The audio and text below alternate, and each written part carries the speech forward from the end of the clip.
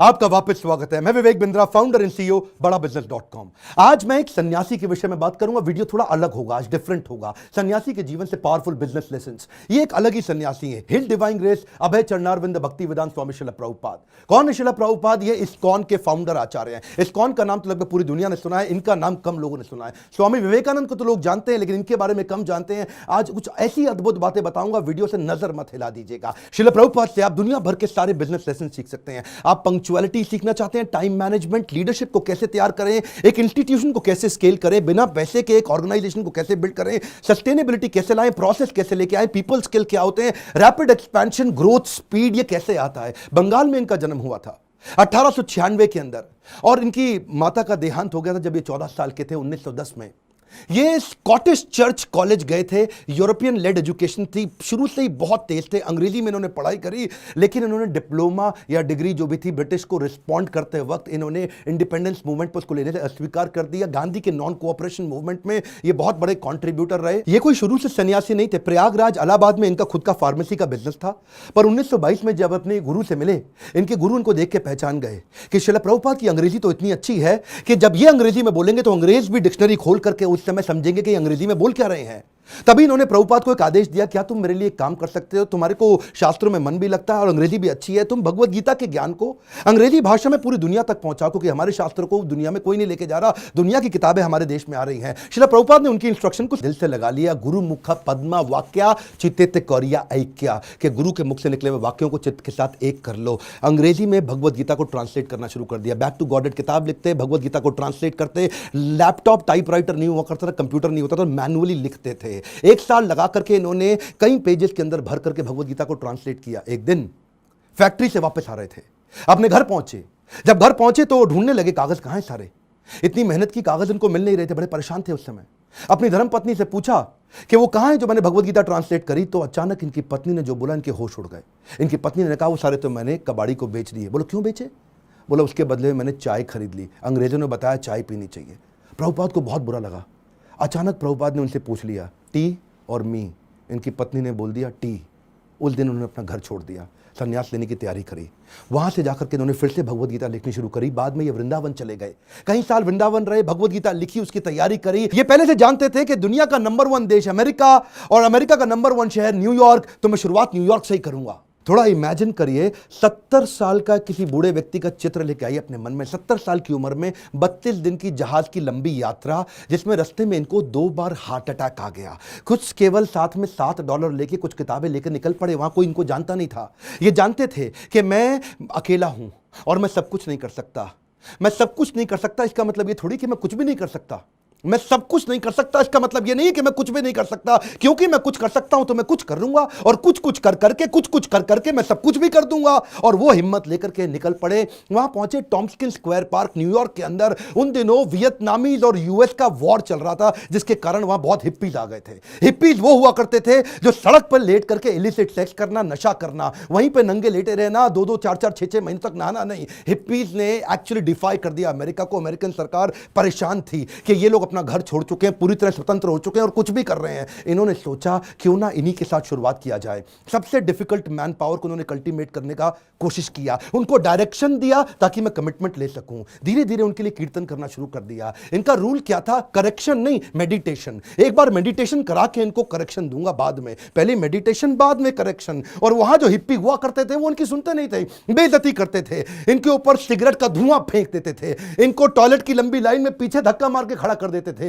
इनका सामान चोरी कर लेते थे, इनकी बेइज्जती करते थे। पर प्रभुपाद उनके लिए फिर भी भोजन बनाते थे, उनको सुबह शाम भगवत गीता पे कथा सुनाया करते थे, उनके साथ बैठ के कीर्तन करते थे। उनको धीरे धीरे मजा आने लगा। प्रभुपाद ने एक दिन उनसे पूछा, तुम नशा क्यों करते हो? तो बोले, सर मेरे को ना, I want to stay high.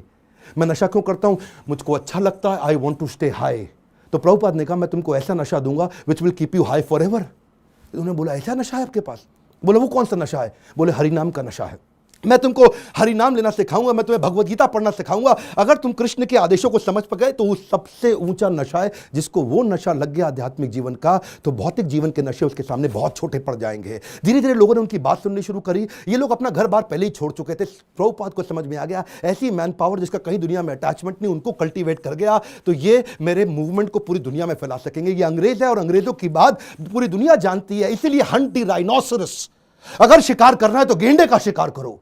Prabhupada ने सबसे कठिन मुद्दा उठाया और उसके बाद अमेरिका की सरकार भी प्रभुपाद को धन्यवाद करती थी कि तुमने ऐसे लोगों को नशा छुड़वा दिया। वो सारे हिप्पी हैप्पी बन गए। क्या, कम ऑन, दोबारा सुनिए, हिप्पीज को हैप्पी बना दिया इन्होंने। कैसे हैप्पी बनाया? उनको गुलाब जामुन बना बना के अपने हाथ से खिलाते थे, उनको कथा सुनाते थे और धीरे धीरे उनका हृदय में परिवर्तन आया। और वहीं से प्रभुपाद ने, ये लीडर्स ऑफ लीडिंग लीडर थे प्रभुपाद, मेरी बात सुनिए, एम्पावर करते थे, लीडर्स ऑफ लीडिंग लीडर। इतना विश्वास डाला उनमें, इतना ट्रस्ट डाला उनमें कि उनको बोला यहां से तुम मेरे सारे शिष्य बन चुके हो। 10,000 शिष्य उन्होंने बनाए धीरे धीरे करके यूएस के अंदर। 2 को उन्होंने भेजा यूरोप में, 2 को भेजा अफ्रीका, फिर 2 को ऑस्ट्रेलिया, फिर 2 को रशिया, फिर 2 को इंडिया। ऐसा करते करते उन्होंने सब जगह लोगों को अलग अलग भेजा और बोला अब इस भगवत गीता को तुम लेके जाओ। मैंने तुमको सिखाया, अब तुम दूसरों को सिखाओ। 1965 से 1977 तक लगभग 11-12 साल इन्होंने पूरी तरह अपने आप को झोंक दिया। पैसे की कमी थी इनके पास, सोचा पैसा नहीं है तो अगरबत्ती, पूजा में काम आने वाली अगरबत्ती का बिजनेस इन्होंने अपने शिष्य को करना समझाया।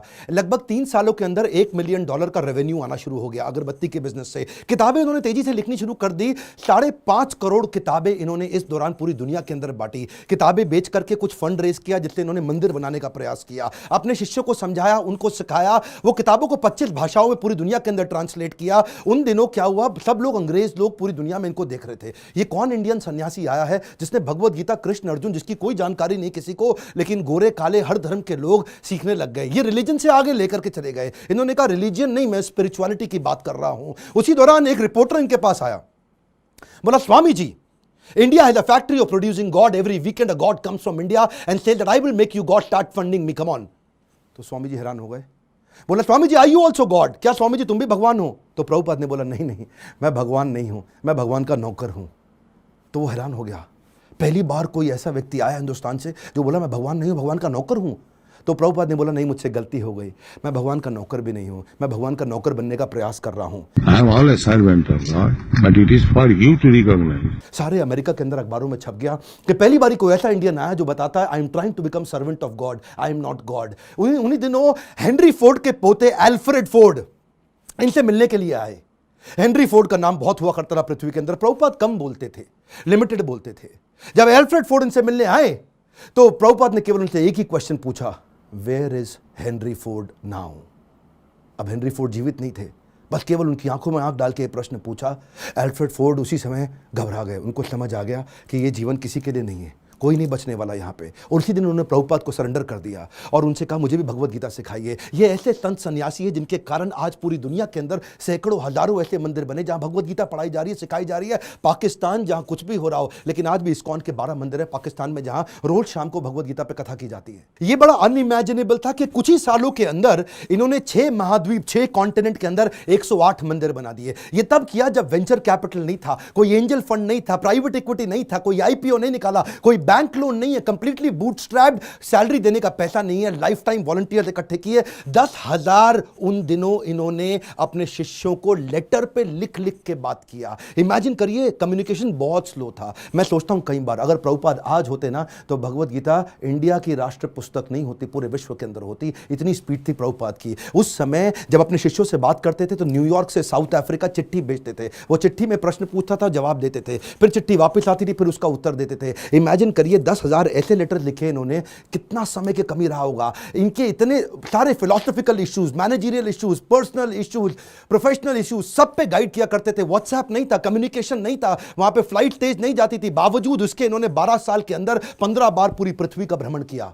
एक बात समझिए, sales is not about selling, it is about building trust in education. Building trust in education.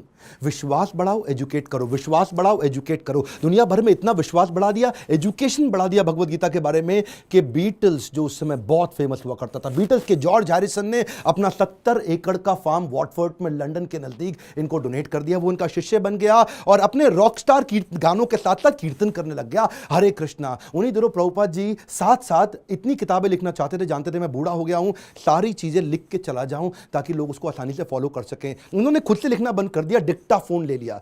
Dictaphone जानते क्या होता है? उस पर ये रिकॉर्ड करते थे और चलते चलते रिकॉर्ड करते थे, बैठे बैठे रिकॉर्ड करते थे। 24 घंटे में से 22 घंटा सेवा करते थे, 2 घंटा आराम करते थे। अनइमेजिनेबल है, मैं थोड़ा आपको बता रहा हूं फिर से, इसको मत मिस करिएगा। 24 में से दुनिया जानती है प्रभुपाद 22 घंटा सेवा करते थे, 2 घंटा रात को 10 से 12 तक आराम करते थे, रात को 12 से सुबह 4 बजे तक किताबें ट्रांसलेट किया करते थे, क्योंकि इनके गुरु का आदेश था किताबें ट्रांसलेट कर करके रिकॉर्ड करते थे उसको, जानते थे मैं लिखूंगा टाइप करूंगा टाइम लगेगा, शिष्यों को बोलते थे तुम रिकॉर्डिंग को सुनो उसको टाइप करो। उसी समय टेक्नोलॉजी का इस्तेमाल करते थे। डिक्टाफोन के बाद माइक्रोफोन आया, माइक्रोफोन पे करने लगे। सुबह की साधना करते, मंदिर में मंगल आरती करने के बाद, जब करने के बाद जब बाहर वॉक करने निकलते 1 घंटा वॉक करते, शिष्य को साथ में लेते, उस समय फिर से ट्रांसलेट करते, शिष्य माइक पकड़ के चलते रहते, ये मॉर्निंग वॉक पे फिर से ट्रांसलेट करते। जानते थे इनके पास समय कम था।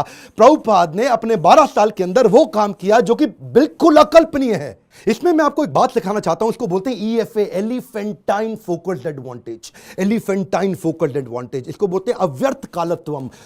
संस्कृत का शब्द है अव्यर्थ कालत्वम, यानी कि इतना सा भी समय वेस्ट नहीं करना, ऑब्सेसिव अटेंशन टू डिटेल। और इसको क्या कहते हैं OAD, obsessive attention to detail. हाथी के बराबर हाथी शब्द इस्तेमाल किया गया, एलिफेंटाइन फोकस, क्योंकि लगना चाहिए आपको बहुत भयंकर फोकस है ये। मेरा एक दोस्त है, वो मुझे क्या कहता है कि यार विवेक, मेरे को 12 साल लग गए एक फैक्ट्री को 2 फैक्ट्री बनाने में। सुनिएगा, 12 साल लगे एक फैक्ट्री को 2 फैक्ट्री बनाने में, जिसमें मैंने बहुत पैसा लगाया। प्रभुपाद बिना पैसे के एक मंदिर को 108 मंदिर बना दिया 12 साल के अंदर। ये किया कैसे? बिना तनख्वाह दिए। मैं इतनी तनख्वाह दे रहा हूं, लोग काम नहीं कर रहे, ये बिना तनख्वाह के लोगों से इतना काम करा लेते हैं। इसी को बोलते हैं कि वैकुंठ से जब व्यक्ति आता है और ऐसी लीडरशिप बिल्ड करता है, ऐसी लीडरशिप वाला व्यक्ति इतना एम्पावर कर देगा कि एक ऑर्डिनरी आदमी से एक्स्ट्रा ऑर्डिनरी काम करा जाएगा। जब जेब में पैसा हो तो स्पीड आ जाती है। सुनिएगा ध्यान से, जब जेब में पैसा हो तो स्पीड तो आ ही जाती है, लेकिन प्रभुपाद की जेब में पैसा नहीं था। ये थोड़ा सा अनइमेजिनेबल केस स्टडी है कि लो कॉस्ट हाई स्पीड। सुनिएगा ध्यान से, बिना पैसा लगाए लो कॉस्ट पे हाई स्पीड कैसे बिल्ड करें? इसका तरीका क्या है? अर्जेंसी और पीपल स्किल।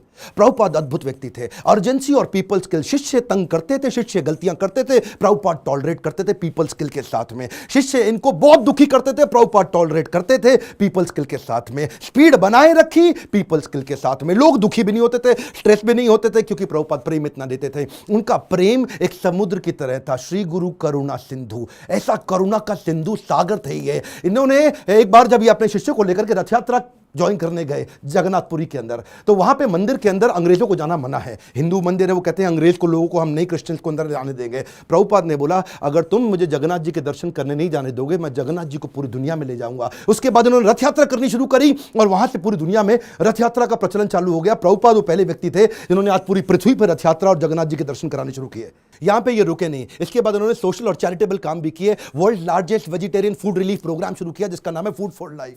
संडे फीस्ट, ये दुनिया भर के अंदर हजारों मंदिरों के अंदर रोज शाम को हजारों लोगों को फ्री में खाना बढ़ता है। इंडिया में मिड डे मील की स्कीम को एक्वायर कर लिया उन्होंने, सरकार की स्कीम को इस्कॉन ने। क्या किया आज आपको जान के हैरानी होगी, बुद्धि चकरा जाएगी। 14 लाख गरीब बच्चों को रोज मिड डे मील का भोजन आज इस्कॉन अपने मंदिर से बना करके भेजता है। Can you imagine? 14 लाख बच्चों को कभी अपने आप को पॉपुलराइज नहीं किया, कभी अपनी इन्होंने गाथा नहीं गाई, कभी अपने आप को भगवान नहीं बताया, कभी अपने आप को अपनी तारीफ नहीं करी, अपनी सेवाओं को आगे रखा और बिना प्रमोशन के किसी को कभी प्रमोट नहीं किया। जानते हैं अमेरिका के अंदर भी आपको तो मालूम है स्टीव जॉब्स का स्टैनफोर्ड यूनिवर्सिटी का वो लेक्चर, जहां पे उसने खुद ही माना था कि मैं रोज, मेरे पास पैसा नहीं हुआ करता था, एक खाना खाने के लिए एक बार का 7 मील पैदल चल के हरे कृष्णा मूवमेंट पे फ्री का खाना खा के आया करता था। I would walk the 7 miles across town every Sunday night to get one good meal a week at the Hare Krishna temple. वैसे एक बात बताऊं, सुषमा स्वराज बोल बोल के थक गई थी कि भगवत गीता को राष्ट्रीय पुस्तक घोषित कर दो, श्रीमद् भगवत गीता को राष्ट्रीय पुस्तक घोषित किया जाए। आज ये प्रभुपाद के चलते न्यू जर्सी की सेटन हॉल यूनिवर्सिटी के अंदर भगवत गीता को कंपलसरी कर दिया। हरे कृष्णा मूवमेंट से भगवत गीता को लेके कैम्ब्रिज इंटरनेशनल यूनिवर्सिटी यूके के अंदर 2020 से वहां पे भी किताबें कंपलसरी कर दी कि भगवत गीता सिखानी चाहिए। क्यों? क्योंकि ये आपको वैल्यूज देंगी, मोरालिटी देंगी, कैरेक्टर देंगी, एथिक्स देंगी, प्रिंसिपल देंगे, ताकि आप एक इंसान को मजबूत बना सको। बहरहाल उनके पास समय कम था। 1977 में जब वो शरीर छोड़ने वाले थे, उनका वजन आधा हो चुका था, इतने पतले, इतने कमजोर हो चुके थे कि उनके शरीर पे स्किन बची नहीं, हड्डियां और नसें बची थी। जब डॉक्टर भी मिलना आता था ना, उसकी भी बुद्धि चकरा जाती थी कि मैं कैसे दबाऊं, कहीं ऐसे नसों से हड्डी में लुक चुप के दर्द ना होने लग जाए इनको। शिष्य लोग आसपास देखते थे डॉक्टर का मुंह कितना इंच खुला हुआ है, ऐसा ऐसा। डॉक्टर हैरान होता था, इंच नापते थे ऐसा कि ये कैसा व्यक्ति कर रहे हैं ये। इस समय कॉन्शियसनेस को बिल्ड करना पॉसिबल ही नहीं है। प्रभुपाद के सारे ऑर्गन्स काम करना बंद कर चुके थे, उनकी उम्र बहुत ज्यादा हो चुकी थी, लेकिन उस समय डेथ बेड पे, क्षमा चाहता हूं गलत शब्द यूज कर रहा हूं, ऐसे लोगों की कभी डेथ नहीं होती, लेकिन उस समय उस बिस्तरे पे भी लेट करके प्रभुपाद शरीर छोड़ने से पहले भी ट्रांसलेट कर रहे हैं भागवतम को कि मेरे जाने से पहले मैं अपने गुरु के आदेश को पूरा करके जाऊं। अद्भुत। डॉक्टर बोला संभव ही नहीं है, ये बिल्कुल पॉसिबल नहीं है। So, if we have the chance of association with devotees, जानते हैं ये प्रभुपाद ऐसे व्यक्ति थे, जाने से पहले इन्होंने पूरा मैनेजमेंट मैनकॉम, कॉर्पोरेट्स के अंदर ना मैनकॉम होता है, मैनकॉम का मतलब क्या, मैनेजमेंट कमिटी। तो प्रभुपाद चाहते थे मैं इसको फैमिली रन बिजनेस की तरह ना चलाऊं, इसको इतना प्रोफेशनल कर दूं, जैसे बड़े कॉर्पोरेट्स होते हैं वो फैमिली की तरह नहीं चलते, प्रोफेशनल तरीके से चलते हैं। उन्होंने एक मैनेजमेंट कमिटी बनाई, 12 लोगों की लीडरशिप तैयार करी, बोला जो भी डिसीजन होगा, जो भी पॉलिसी होगी, ये 12 लोग मिलकर के करेंगे, ताकि कभी भी करप्शन ना लेकर के आए। जब भी अकेले का खुद का बिजनेस होता है तभी करप्शन आता है। कई ऐसे गुरुजी हैं जिनके बेटे भी अपने आप गुरु बन जाते हैं, उनके बेटे भी अपने आप गुरु बन जाते हैं। यहां पे केवल काबिल व्यक्ति को गुरु बनाया जाता है, यहां पे गुरु को नहीं प्रमोट किया जाता, यहां भगवत गीता को प्रमोट किया जाता है। एकर्स ऑफ एकर्स प्रॉपर्टी बना ली प्रभुपाद ने, लेकिन अपने बच्चों के नाम पे एक प्रॉपर्टी नहीं करके गए, सब कुछ सोसाइटी के नाम पे कर दिया। प्रभुपाद कहते थे कि बिलीफ स्पिरिचुअल होगा और बिहेवियर प्रोफेशनल होगा। सिस्टम सुनिए, कम ऑन, बिलीफ स्पिरिचुअल होगा और बिहेवियर प्रोफेशनल होगा। वो क्या कहते थे, प्रिंसिपल ग्लोबल है, ग्लोबल प्रिंसिपल पूरी दुनिया में एक जैसे होंगे, लेकिन रिसोर्सेज लोकल होंगे। अगर आपको पैसा चाहिए तो लोकल जगह से रेज करो, लोकल जगह पे खर्च करो। पैसा ना इस देश से उस देश जाएगा, ना उस देश से इस देश आएगा। प्रिंसिपल ग्लोबल होंगे और खर्चा रिसोर्सेज लोकल होंगे। यही मैं आपको बताना चाहता हूं। अगर इस प्रकार की लीडरशिप आप बिल्ड कर सके तो आपको जिंदगी के अंदर इसके लिए लीडरशिप क्वालिटी चाहिए, और वही मैं सिखाता हूं अपने प्रोग्राम्स के अंदर। इसको बोलते हैं लीडर, जिससे आप सारे स्पिरिचुअल भी और बिजनेस भी सारे लेसन एक साल ले सकते हो। रियल लीडरशिप वीडियो को डाउनलोड व्हाट्सएप पे करके पूरे देश में पहुंचाइए। स्वामी विवेकानंद को जानते हैं, श्रील प्रभुपाद को भी पहुंचाएंगे पूरी दुनिया के अंदर। भारत रत्न मिलना चाहिए ऐसे व्यक्ति को, ये मेरी आपसे प्रार्थना है। बहुत सीरियस हूं मैं आज, मैं अपने दिल से बोल रहा हूं। सारे व्हाट्सएप ग्रुप में, सारे फेसबुक ग्रुप में, अपने यूट्यूब चैनल पे इस वीडियो को निकाल के अपलोड करिए, पूरी दुनिया में पहुंचाइए।